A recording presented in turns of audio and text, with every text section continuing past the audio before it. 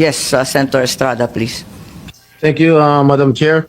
Let it be known that I am not protecting or I am not defending anyone, much less the former president of the Republic of the Philippines, President Duterte, since I am an ally of this administration led by President Bongbong Marcos, and at the same time a friend of Vice President Inday Sara Duterte.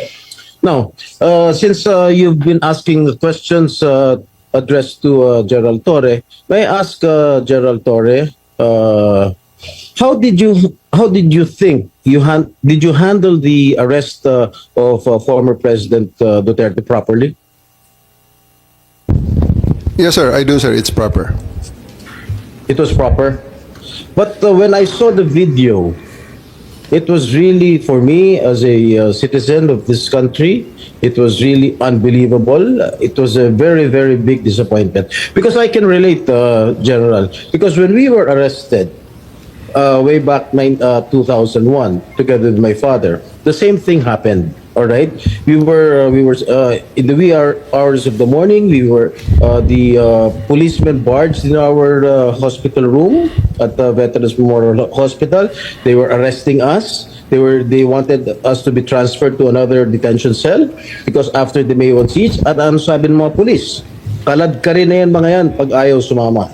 At the same time, when I saw the video, parang nag-flashback sa akin yung ginawa ng mga kapulisan ng araw sa amin. At ang sabi mo, hihilahin ko yan. Is that what you said, Gerald Torre? Sir, it's already all optics and tactics already because it's already. No, I am asking you, did you say that? Hihilahin ko. Yes, sir. And I actually made good of it, sir. No, what prompted you to say that? Sir, I made good of it, sir. Sabi ko, sir, hihilain ko yan. And I went back to AS Medialdea, handcuff him. Bakit mo nga sinasabi? You know, your statements based on the video may reflect the PNP as an institution. Baka sabihin lahat ng ating mga kababayan, ganyan pala yung mga pulis. Masyadong wala man lang respeto sa matanda, sa isang dating pangulo. Ganon din ang ginawa sa amin eh. Can you justify why you said that hihilahin ko yan? Nakita ko si dating Pangulong Duterte, di naman lumalaban. What prompted you to say that? Mr. Senator, respectfully, the threat of hihilahin ko na yan was not towards the president, the former president.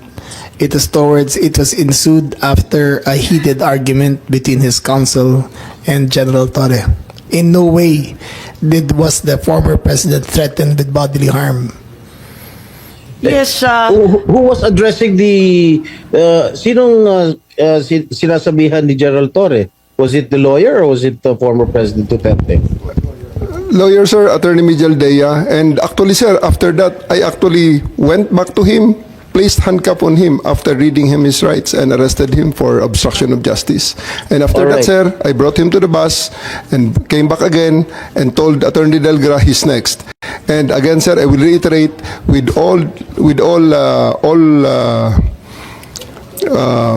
all credits goes to the former president because after he saw that I'm already very, very serious in bringing him into the plane, he said, okay, let's go. And I told Romy, the PSG, to just escort him and he went voluntarily to the bus that brought him to the plane. sisingit lang ako Senator Jinggoy. Kasi binabasa ko rito yung standard operating ng PNP. Ang liwaliwanag naman eh. No torture, no force, no violence, threat, intimidation, or other means to vitiate the free will to be used against the arrested person. Eh di the more so, yung mga kasamahan ng arestado. Eh sabi mo nga, ikaw na nag-admit forcefully. Eh talagang you used force. Eh bawal po yun. Ma'am, it is, I placed ES Medialdea under arrest for obstruction of justice. Eh, sabi And, nga ni Senator Jinggoy, hihilain mo pa. Yes, ma'am. I did because I have to get into their heads to make them to make it very, very clear to them that we are already very, very serious O, of tama loading the nga. president to Oo the naman, plane. General, pinapaliwanag mo, pero bawal ang paggagamit ng dahas, ng pananakot, Ma'am, ng just to be clear. intimidation, or any other means. Ang Ma'am. liwanag nasa kapulisan yan Ma'am, eh. just to be clear, operationally, there was obstruction of justice. It was the decision call of General Torre to place him under arrest for obstruction of justice. Now let us separate what happened to the president. You're talking about Attorney Medialdea. Yes, ma'am. Paano yung iba? No one else was armed, ma'am. Yung attorney. No, wait. Yung abogado. If I may, Senator Amy. Yes. Madam Chair. Ayan. Sino yung kinaladkad nung isang pulis? Yung security na nakaitim. I think it was General Torre na hinila yung isang abogado. Dalawa yun yung abogado, hinila yung upuan, di ba? Tapos yung nakaitim na si Q, kinaladkad din. Si Attorney Delgra, sir, because he is next to be arrested. And because of that, the president, former President PRRD saw that I'm already that serious. And he said, he prevented the situation from further deteriorating and escalating. So he said, let's go. Isn't he entitled to a counsel of his choice, General? Yes, sir. For 12 hours, he was there. Oh. Can't he speak to his client? Bigla niya na lang... They are there for 12 hours, sir, speaking to each other. Ano? They are there for 12 hours speaking to each Alright. other, sir. One more thing that I noticed in the video, no? Ang sabi ni PRRD, papasukin niyo yung anak ko. Abogada siya. At ang sinabi mo, hindi ko siya papapasukin. Why not, Gerald Torre? That is a decision. That is my call, sir. That is my decision. Considering that Okay. he had already been assisted by 3 lawyers all throughout Okay. that time, sir. And gabi na ho yun, sir. The request was Ano? made at around mga 9 o'clock na, sir. 11 hours Gerald after Torre, ganito, the ha? first arrest. Tanggalin mo na yung titulo ni Inday Sara. Kalimutan mo na siya na Vice President siya. Pagpalagay natin hindi siya Vice President. She is an immediate member of the family. Nung kami po ay nakakulong, ang immediate members of the family, 24 hours pwede bumisita sa amin, nakakulong kami. Ito hindi pa nakakulong. Anak ito. Bakit hindi niyo pinapasok? Maliban doon, is this not a violation of RA 7438 that requires that you guarantee access to an attorney? In addition to the immediate family, the President also said na yung anak niya, yung babae, abogado ko yun, papasukin nyo. Hindi nyo pinapasok. Abogado yun eh. Actually, sir, Exactly. first to answer the question of Senator Estrada, sir. I have told the president that they can visit him at his detention facility because at this time the order of the day is to load him into a plane. So that's what we endeavored to do, and that's what happened, sir. Ano niya bibisitahin yung tatay niya sa Netherlands? Hindi naman dito tinray eh. Hindi naman dito kinasuhan eh. Sa ibang bansa eh. Oh, bakit hindi niya man lang binigyan ng kortesiya yung anak na isang abogada na magkukonsulta? Katulad nga na sinabi ko kanina, yung mga nakakulong nga, 24 hours pwede bumisita ang immediate members of the family. Bakit ito hindi pa nakakulong, hindi niyo pinapasok yung anak? Our mission at that time, sir, is to deliver him to the My God.